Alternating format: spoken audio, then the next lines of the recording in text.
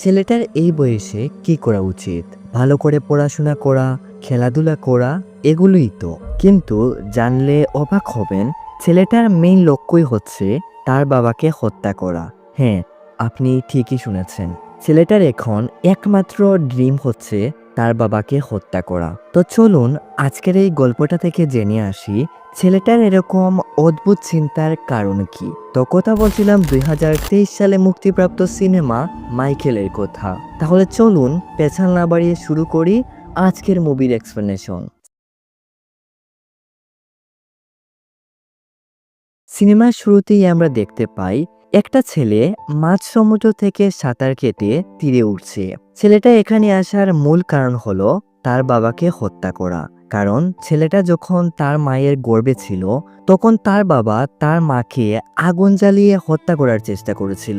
পুরো ঘটনা আমি আপনাদের ধীরে ধীরে এমনিতেই জানাবো। এবার চলুন মেন কাহিনীতে ঝাঁপ দিই। ছেলেটার নাম মাইকেল। মাইকেল একটা দোকানে বসে খাবার খাচ্ছিল।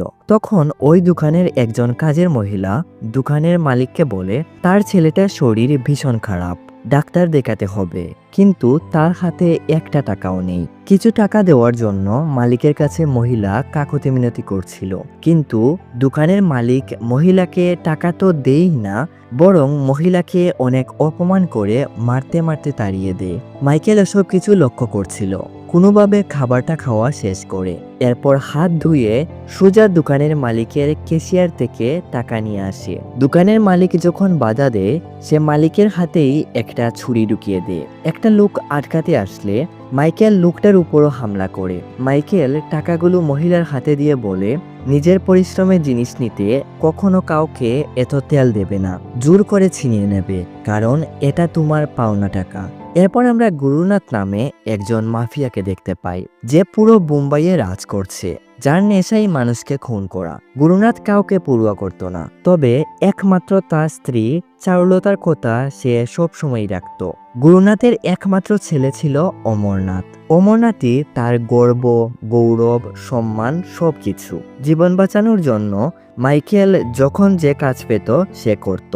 এভাবে চলে যায় অনেকটা দিন, কিন্তু মাইকেল তার শিকারের সন্ধান মোটেও ভুলেনি। তবে প্রবলেমটা ছিল সে শুধু তার বাপের নামটাই জানতো, কিন্তু তাকে চিনত না। তবে একদিন একটা পত্রিকায় কোনো কারণে লোকটার ছবি ছাপা করা হয়। এর ফলে মাইকেলের শিকার করাটা অনেক সহজ হয়ে যায়। ধীরে ধীরে করে লোকটার সব ডিটেলস নেয়। আর একদিন যখন গুরুনাথ তার সামনে আসে সে তখন একটা ছুরি নিয়ে গুরুনাথের দিকে তেড়ে যায়। তখনই ওদিক থেকে আরেকটা লোক আসে গুরুনাথকে মারার জন্য।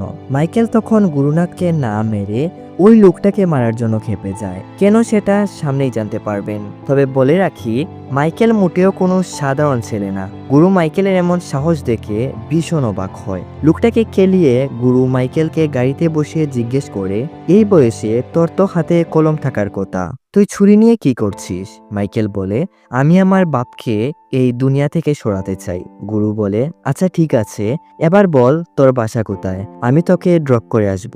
মাইকেল বলে, আমার কোনো নির্দিষ্ট ঠিকানা নেই, যেখানে নামিয়ে দেবেন সেখানেই নিজের ঘর বানিয়ে নেব। গুরু বলে, আচ্ছা ঠিক আছে, তাহলে তুই আমার সাথে চল, আমার লোক তোর খেয়াল রাখবে। মাইকেল বলে, আমি যদি আপনার সাথে যাই তবে আপনাকেই আমার খেয়াল রাখতে হবে।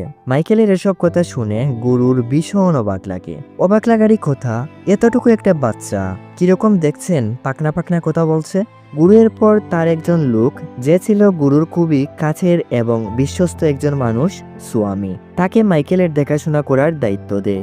এরপর চলে যায় কয়েক বছর।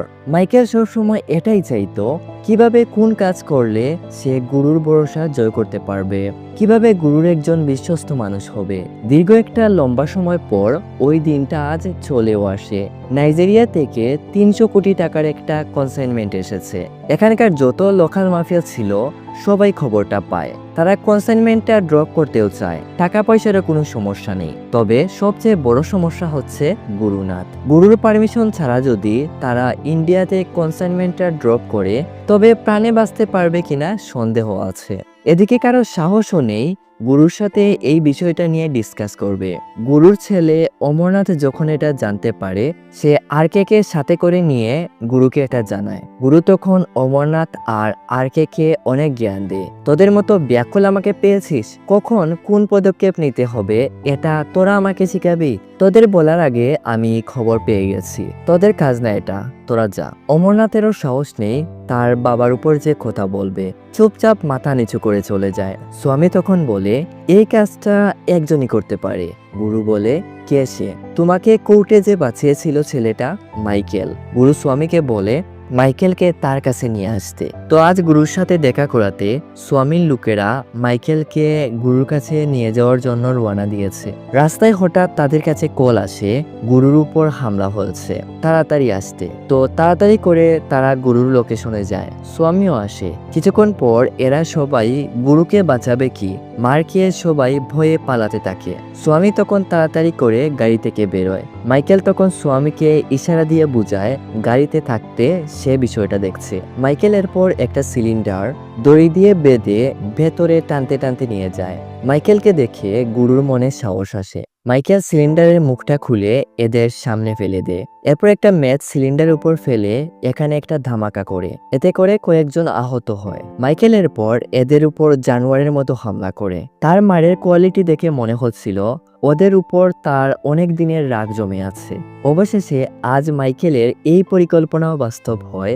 মাইকেল এই নিয়ে দুইবার গুরুর প্রাণ বাঁচিয়েছে। গুরু মাইকেলকে এবার তার সাথে থাকতে বলে আর তার সাথে মিলে সব কাজ হ্যান্ডেল করতে বলে। এদিকে গুরুর এমন ডিসিশন মোটেও চারুলতা আর অমরের পছন্দ ছিল না, তাই চারুলতা আর অমর রাগ করে এখান থেকে চলে যায়। গুরু তার নর্থ সিটির সব ক্লাবের দায়িত্ব মাইকেলকে দিয়ে দেয়। নর্থ বার ছিল শহরের সবচেয়ে ভয়ানক একটা বার, যেখানে কখন কোন গ্যাং আসে, কখন কাকে মেরে ফেলবে কারো কোনো আইডিয়া থাকে না। এখানে 3টা গ্যাং খুব বেশি পাওয়ারফুল ছিল, দেবরাজ গ্যাং, ছেত্রী গ্যাং আর গুন্ডু গ্যাং। এরা সব সময় বারে কোনো না কোনো ঝামেলা করে যেত। তাদের মন যা চাইতো তাই করত, কারণ এই 3টা গ্যাং এর বস ছিল আরকে। আর আপনারা নিশ্চয়ই জানেন আরকে যে গুরুর লোক। মাইকেল বারে পা রাখার পর থেকে বারের বিজনেসও ভালো হতে শুরু করে। মাইকেল কাউকে ভয় পেত না, যে উল্টাপাল্টা করত তাকে এই রামদুলাই দিত।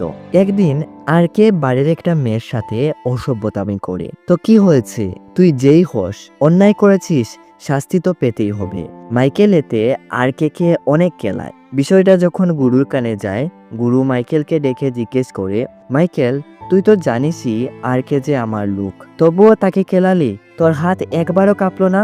তুই জানিস না তাই বলছি, আরকে আমার সাথে ওই সময় থেকে কাজ করে আসছে যখন আমি এই বিজনেসে পা দিয়েছিলাম। মাইকেল বলে, আপনি যদি আমার জায়গায় থাকতেন তাই করতেন। বারের ওই দিনের ঘটনার পুরো ডিটেলস জানার পর গুরু বলে, ও আচ্ছা এই ঘটনা, তুই তো তাকে শুধু ভয় দেখিয়েছিস, আমি হলে তাকে এই দুনিয়া থেকে সরিয়ে দিতাম। তোকে এখানে মূলত ডেকেছি জরুরি একটা কাজের জন্য। ওই দিন আমার উপর যারা হামলা করেছিল এরা মোট 6 জন ছিল। 5 জনকে আমি তাদের ঠিকানায় পৌঁছে দিয়েছি, তবে এদের মেইন লিডারকে আমি এখনো ধরতে পারিনি। যারা আমার উপর অ্যাটাক করেছিল এরা তো টাকার চামচা, টাকা পেয়েছে হামলা করেছে, তবে তখন তো বুঝেনি তারা কার গায়ে হাত তুলেছে।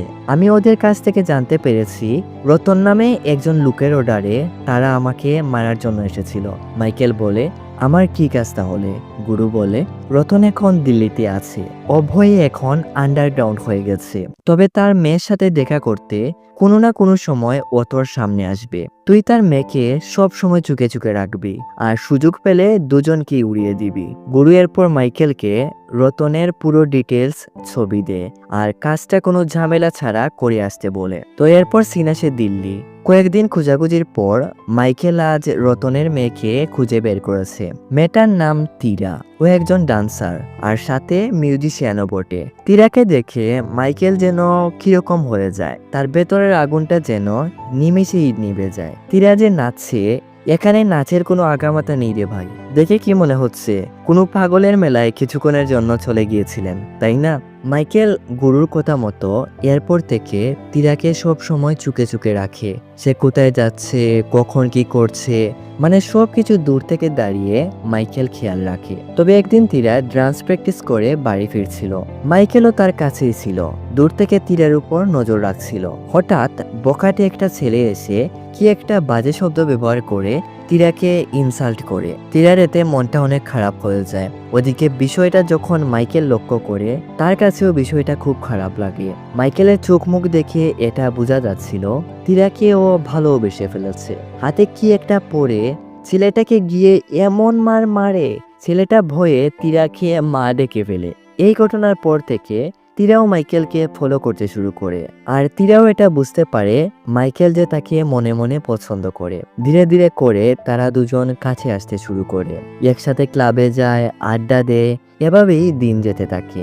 একদিন তারা দুজন যখন বাড়ি ফিরছিল, তখন মাইকেল বুঝতে পারে তাদের একটা গাড়ি ফলো করছে। তবে মাইকেল এতে গুরুত্ব না দিয়ে গাড়ি চালাতে থাকে, তীরাকে তার বাড়িতে পৌঁছে দেয়। এরপর মাইকেল যখন চলে যাচ্ছিল, তখন মাইকেল লুকিং গ্লাসে দেখে ওই গাড়িটা এসে তীরার ঘরের সামনে এসে দাঁড়ায়। মাইকেল কিছু দূর যায়, লোকটা যখন তীরার ঘরে ঢুকে পড়ে, মাইকেল গাড়িটা ঘুরিয়ে আবার তীরার বাড়ি আসে। তীরাকে ডেকে তীরার ঘরে ঢুকে। তীরার ঘরে ঢুকে দেখে তীরার বাবা এসেছে, মানে রতন। রতনকে দেখেই তো মাইকেলের মাথা গরম হয়ে যায়, ইচ্ছে মতো কেলায়। রতন বলে, আমাকে মেরো না প্লিজ, আমাকে অমর বলেছিল গুরুকে মারার জন্য। কথাটা শুনে মাইকেল থমকে যায়। অমর গুরুকে মারতে চায়? আসলে গুরু যেমন বাইরে স্ট্রিক্ট, তেমনি ভেতরেও স্ট্রিক্ট। গুরু যে সব সময় অমরকে এই কাজ করো না, ওই কাজ করো না, কোনো কাজ করতে গেলেই গুরুর পারমিশন নেওয়া লাগতো, এটা মুঠেও অমরের পছন্দ হতো না। তাছাড়া ওই দিন এত বড় একটা কনসাইনমেন্ট এসেছে, গুরু তাকে দায়িত্ব না দিয়ে মাইকেলকে দিল। এটাও তার ইগোতে লাগে। এতে করে সে রতনের সাথে মিলে একটা প্ল্যান করে। অনেক ক্রিমিনাল গুরুর মৃত্যুর জন্য অপেক্ষা করছিল, তবে গুরুর উপর আঙুল তুলে কথা বলার কারো সাহস ছিল না।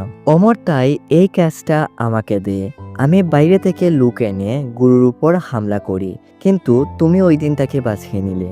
এসব জানার পর মাইকেল রতনকে আর মারে না। এদিকে বিষয়টা যখন গুরু জানতে পারে মাইকেল রতনকে ছেড়ে দিয়েছে, গুরু এতে মাইকেলের উপর অনেক রেগে যায়। গভীর রাতে তীরার বাড়ি গুরু গুন্ডা পাঠায় তীরাকে মেরে ফেলার জন্য। তবে আজ তীরার সাথে মাইকেলও তার বাড়িতে ছিল। এরা যখন এসে তাদের উপর হামলা করে, সংখ্যায় বেশি থাকায় এর মধ্যে হঠাৎ করে এভাবে অ্যাটাক করায় মাইকেল তাদের সাথে পেরে উঠতে পারে না। এরা মাইকেল আর তীরাকে কিডন্যাপ করে নিয়ে যায় একটা নির্জন এলাকায়, যেখানে আমরা এটাও জানতে পারি অমরই মাইকেলকে মেরে ফেলার জন্য গুন্ডা পাঠায়। অমর বলে, আমি তোকে পাঠিয়েছিলাম তীরার বাবাকে মারার জন্য, আর এখন তুই আমাকে মারার প্ল্যান করছিস, তাও ওই মেয়েটার প্রেমে পড়ে। আরে ভাই, তোকে একটা কথা বলি, তুই আসলেই অনেক বড় বোকা। তোকে তীরা এতদিন ব্যবহার করেছে শুধুমাত্র তার বাবাকে বাঁচানোর জন্য। বিশ্বাস হচ্ছে না? অমর তখন তীরাকে টেনে হিঁচড়ে মাইকেলের সামনে আনে। আর আমরাও এটা জানতে পারি, রতন যখন এটা জানতে পারে মাইকেল তাকে মারতে দিল্লিতে এসেছে, তখন সে তার মেয়েকে সব কিছু খুলে বলে আর মাইকেলকে আটকাতে বলে। মাইকেল বিষয়টা জানার পর অনেক কষ্ট পায়। নতুন করে সব কিছু ভুলে মাইকেল আবার ঘুরে দাঁড়াতে চেয়েছিল, কিন্তু তীরা তার সব প্ল্যান বরবাদ করে দিল। এদিকে এখন তো আবার মাইকেলও সব সত্য জেনে গেছে। গুরু যদি এটা জানতে পারে তার নিজের ছেলেই কিনা এই বিজনেসের ক্ষমতা পাওয়ার লোভে তাকে হত্যা করার প্ল্যান করে, তবে গুরু তো তার অবস্থা কাহিল করে দেবে। অমরের সাথে আবার আর কেউ যুক্ত আছে। শালার বেটা দুমুখী সাপের মতো, গুরুর সাথে একভাবে কথা বলে, অমরের সাথে আরেকভাবে কথা বলে। এগুলোই হলো ঘর শত্রু বিভীষণ। খাবে তো খাবে, বাঁশও দেবে। তো বিষয়টা এখানেই অমর শেষ করে দেয়। মাইকেল আর রতনকে শুট করে মেরে ফেলে আর তীরাকে আর্কের কাছে গুছিয়ে দেয়। এদিকে গুরু যখন এটা জানতে পারে মাইকেল আর রতনকে অমর মেরে ফেলেছে, এর জন্য গুরু অমরকে অনেক মারধর করে। তবে মেরে ফেলেছে ভালো হয়েছে, তবে মেইন রিজন এটা না। মাইকেল মোটেও 8-10টা মানুষের মতো না। ও যদি বেঁচে থাকে তো সে তাদের কাউকে জীবিত রাখবে না। অমর বলে, ও মরে গেছে ড্যাড, আমি তাকে মেরে 6 ফুট নিচে ফেলে দিয়েছি। ওর জন্য আমার চিন্তা হচ্ছে না, আমার চিন্তা হচ্ছে তোর জন্য। তুই জানিস না তাই বলছি, যেদিন আমার উপর হামলা হয়েছিল আমার সব চামচা ওদেরকে ভয়ে পালিয়ে গিয়েছিল, কিন্তু একমাত্র মাইকেল ওদের মুখোমুখি হয় আর একাই 50 থেকে 60 জন মানুষের কাছ থেকে আমাকে রক্ষা করে। তুই সত্যি করে বলছিস তো ওকে মেরে ফেলেছিস? ওমর বলে, হ্যাঁ ড্যাড। গুরু এরপর বলে, ওই মেয়েটা এখন কোথায়? ওমর বলে, মেয়েটাকে আমি আর্কের কাছে গুছিয়ে দিয়েছি। গুরু বলে, পথের কাটা সব সময় পরিষ্কার রাখা ভালো। এই তোরা যা তো, ওকে ওর বাবার কাছে পাঠিয়ে দিয়ে আয়। ওমর বলে, আমি যাই না ড্যাড, কিন্তু গুরু যেতে দেয় না। গুরুর এখনো এটা বিশ্বাস করছিল না মাইকেলকে যে আসলেই ওমর মেরে ফেলেছে। ওমর গুরুর কথা অবাধ্য হয়ে এদেরকে বলে, আমি এই যুদ্ধ শুরু করেছিলাম, আমিই শেষ করব, তোমরা এখানেই থাকো, আমি যাচ্ছি। ওদিকে আমরা দেখতে পাই মাইকেলকে গুলি করে মারার চেষ্টা করলেও মাইকেল কিছুক্ষণ সময়ের জন্য অজ্ঞান হয়ে গিয়েছিল, কিন্তু মারা যায়নি। গুলিবদ্ধ শরীর নিয়ে 6 ফুট নিচ থেকে উঠে আসে আর আর্কের আড্ডাতে এসে জুড়ে জুড়ে তীরাকে ডাকতে শুরু করে। তীরা মাইকেলের ডাক শুনে দৌড়ে মাইকেলের কাছে আসে। তীরা কান্না করতে করতে বলে, আমার ভুল হয়ে গেছে মাইকেল। তীরা এবার এমন বিহেভ করছিল দেখে মনে হচ্ছিল ও আসলেই এবার মাইকেলকে ভালোবেসে ফেলেছে। যদিও এর আগে তীরা তার বাবাকে বাঁচাতে ভালোবাসার নাটক করেছিল, কষ্টে তার বুকটা ফেটে যাচ্ছিল। মাইকেল তখন তীরাকে সান্ত্বনা দেয়, আমিও যদি তোমার জায়গায় থাকতাম এটাই করতাম তীরা, তুমি কোনো ভুল করোনি। ওদিকে তখনই ওমর এখানে আসে আর যখন মাইকেলকে এখানে দেখে তার তো মাথা গরম হয়ে যায়। তুই এখনো বেঁচে আছিস? পাপা তাহলে ঠিকই বলেছিলেন। আর ওমর মাইকেলকে গিয়ে মারতে শুরু করে। মাইকেল তখন রেগে এক এক করে এদের সবাইকে মেরে ফেলে, এমনকি ওমরকেও। এদিকে মাইকেল যখন মারামারিতে ব্যস্ত ছিল, এই ফাঁকে আরকে তীরাকে নিয়ে পালিয়ে যায়। মাইকেল এদিকে আর যন্ত্রণা সহ্য করতে পারছিল না, তাই সে স্বামীর কাছে চলে যায়। স্বামী মাইকেলের ট্রিটমেন্ট করে। যদিও এনেস্থেসিয়া ছাড়া এরকম একটা জটিল অপারেশন করা অনেক কঠিন ও কষ্টসাধ্য, কিন্তু এই কঠিন কাজটাও মাইকেল তার সাহসের জোরে সম্পূর্ণ করে। স্বামী এখন গুরুকে সাপোর্ট না করে মাইকেলকে সাপোর্ট করছে, এতে করে গুরু তো এখন তার উপর অ্যাটাক করবে। মাইকেল স্বামীকে বলে কিছুদিনের জন্য আন্ডারগ্রাউন্ড হয়ে যেতে। এদিকে গুরু যখন জানতে পারে মাইকেল অমরকে মেরে ফেলেছে, গুরু তো পুরো ভেঙে পড়ে। তার একমাত্র সন্তান ছিল অমর, কেউ যে কখনো তার উপর এরকম এটা করবে এটা গুরু জীবনেও কল্পনা করতে পারেনি। গুরু বলে, আমার পরে আমার ছেলেই এই শহরে রাজত্ব করত, এখন তো আমার ছেলেটাও নেই, কি করব এই শহর আর টাকা পয়সা দিয়ে? তোমাদের মধ্যে যে মাইকেলকে মেরে তার বডি আমার কাছে নিয়ে আসতে পারবে, আমি তাকে এই শহরের রাজা হিসেবে ঘোষিত করব। ওদিকে আরকে যে তীরাকে নিয়ে পালিয়ে গেছে, ও তো ভয়ে কাঁপছে, কখন না আবার এখানে মাইকেল চলে আসে। আর মাইকেল আসলে তার কি হবে সে ভালো করেই এখন অনুমান করতে পারছে। এদিকে তখনই সবকিছু তুলপাড় করে মাইকেল আর্কের কাছে আসে। এরপর এক এক করে আর্কের সব গুন্ডাদের মারার পর আরকে খুবই খারাপভাবে হত্যা করে মাইকেল। তীরা মাইকেলের ভালোবাসা দেখে কষ্টে বুকটা ফেটে যাচ্ছিল, কত বড় ভুল করেছে। তীরা কল্পনাই করতে পারেনি মাইকেল যে তাকে এতটা ভালোবাসে। এদিকে মাইকেলের গুলিবদ্ধ এক শরীর, তারপর এতগুলো লোকের সাথে এতক্ষণ সময় লড়ে আর পারছে না। তীরা মাইকেলকে ধরাধরি করে গাড়িতে তুলে। একটা সময় তীরাও হঠাৎ গাড়িতে ক্লান্ত হয়ে ঘুমিয়ে পড়ে, এতে করে গাড়িটা নিয়ন্ত্রণ হারিয়ে একটা জায়গায় গিয়ে ঠাস করে লাগে। স্বামী যখন জানতে পারে তখন এটা স্বামী মাইকেলের মামাকে ফোন করে জানায়। আঙ্কেল তখন স্বামীর লোকেশন অনুযায়ী গিয়ে তীরা আর মাইকেলকে রিসিভ করে। মাইকেলের অবস্থা খুবই খারাপ। ওইদিকে গুরু যখন জানতে পারে মাইকেল এখন অমুক জায়গায় আঙ্কেলের কাছে আছে, সেখানে গুন্ডা পাঠিয়ে দেয়। তবে এই আঙ্কেল মোটেও কোনো সাধারণ লোক না, আর এটাও বলে রাখি আঙ্কেল কিন্তু মাইকেলের আপন মামাও না। একটা সময় এই আঙ্কেল একজন জেলার ছিল। গুরু এখানে যাদের পাঠায় আঙ্কেল তাদের প্রথমে সাইজ করে। ওদিকে মাইকেল চলে যায় গুরুকে মারার জন্য। এক এক করে গুরুর সব লোকদের মেরে ফেলে। গুরু মাইকেলকে দেখে বলে, আমি তোকে নিজের ছেলের মতোই মনে করতাম, কিন্তু কখনো ভাবিনি তুই আমার খেয়ে আমার পেছনে এই যে বাস দিবি। মাইকেল বলে, ছেলের মতোই ভেবেছিলেন, কিন্তু ছেলে তো মনে করেননি। আসলে গুরু মাইকেলের মাকে শুধু ব্যবহার করেছে, কিন্তু কোনো মূল্য দেয়নি কখনো। আজ থেকে কয়েক বছর আগে মাইকেলের মা, যার নাম ছিল জেনিফা, গুরুর ক্লাবে যখন সিঙ্গার হিসেবে জয়েন করে, তখন গুরুর ক্লাব এতটাও পপুলার ছিল না। কিন্তু কিছুদিনের মধ্যে জেনিফার কারণে গুরুর ক্লাব অনেক ভালো চলতে শুরু করে। ধীরে ধীরে করে গুরু জেনিফার কাছে আসতে শুরু করে। নিজের বিয়ের কথা গোপন রেখে জেনিফার সাথে গুরু ইন্টিমেট হয়। জেনিফা ও গুরুকে বাধা দেয়নি। একটা সময় জেনিফা প্রেগনেন্ট হয়ে যায়। গুরু যখন বিষয়টা জানতে পারে, সে জেনিফার কাছ থেকে দূরে যেতে শুরু করে। চারুলতা যখন জানতে পারে, সে জেনিফাকে বলে বাচ্চাটা অ্যাবর্শন করানোর জন্য। জেনিফা ভাবতেই পারেনি গুরু যে তার সাথে এত বড় একটা বিশ্বাসঘাতকতা করবে। একদিন এভাবেই চারুলতা সহ্য করতে না পেরে জেনিফার বাড়িতে গিয়ে আগুন জ্বালিয়ে দেয়। জেনিফা তখন বাড়িতেই ছিল, কোনোভাবে ঘর থেকে বাইরে বেরোয়। এরপর সে তার বাবার একজন পরিচিত লোকের কাছে আসে। চিনতে পারছেন? হ্যাঁ, আমাদের আঙ্কেল। আঙ্কেলকে বলে তাকে মাইকেলের জন্ম না হওয়া পর্যন্ত একটা সুরক্ষিত জায়গায় থাকার ব্যবস্থা করে দিতে। আঙ্কেল সবকিছু চিন্তা ধারণা করে জেনিফাকে জেলে থাকতে বলে, কারণ এই জায়গাটাই জেনিফার জন্য সবচেয়ে সেফ হবে। কিছুদিন পর মাইকেলের জন্ম হয়। মাইকেল বড় হতে শুরু করে। ছোটবেলা থেকেই মাইকেলের একটাই স্বপ্ন ছিল, তার বাবাকে হত্যা করা।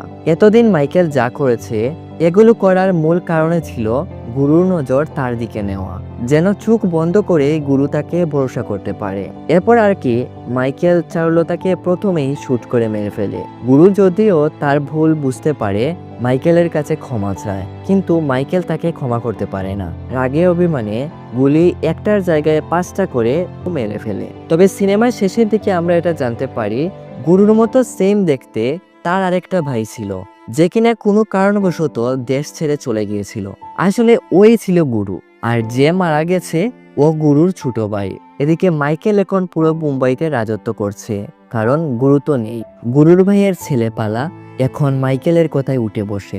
এখনো একটা প্রশ্ন থেকেই যায়, স্বামী গুরুর এত কাছের লোক ছিল, তবুও স্বামী কেন গুরুর সাথে বিশ্বাসঘাতকতা করলো? আসলে স্বামী যখন জানতে পারে জেনিফার সাথে গুরু এরকম একটা জঘন্য কাজ করেছে, স্বামীও নিজেকে ক্ষমা করতে পারছিল না। তাই প্রতিশোধ হিসেবে সে মাইকেলের সাথে হাত মিলায় আর গুরুকে শাস্তি দেয়। তবে স্বামীও এটা জানতো না, যাকে মাইকেল মারছে ও গুরু না, বরং গুরুর ছোট ভাই। এতে করে গুরু যখন খবরটা পায় তার ভাইকে মাইকেল মেরে ফেলেছে, সে দেশে আসে আর স্বামীকে তার লোকদের দিয়ে ধরিয়ে অনেক মারধর করে, আর মাইকেলকে এটা জানিয়ে দিতে বলে ও যে বেঁচে আছে। তো মুভির সিকুয়াল দেখে মনে হচ্ছে এটার দ্বিতীয় পার্ট আসবে, কিন্তু আজ 3 বছর হতে চললো, এখন পর্যন্ত মুভিটার দ্বিতীয় পার্ট আসেনি। আসবে বলেও আমার মনে হচ্ছে না। যদি আসে আমি এমনিতেই এক্সপ্লেন করব। তো আজকের মতো এখানেই বিদায় নিচ্ছি। ভিডিওটা আপনার কাছে কেমন লাগলো অবশ্যই কমেন্ট করে জানাবেন, আর চ্যানেলে নতুন হয়ে থাকলে সাবস্ক্রাইব করে পাশে থাকবেন। তাহলে দেখা হচ্ছে নতুন কোনো ভিডিওর সাথে। ততক্ষণ পর্যন্ত নিজেদের খেয়াল রাখবেন, সুস্থ থাকবেন। ধন্যবাদ।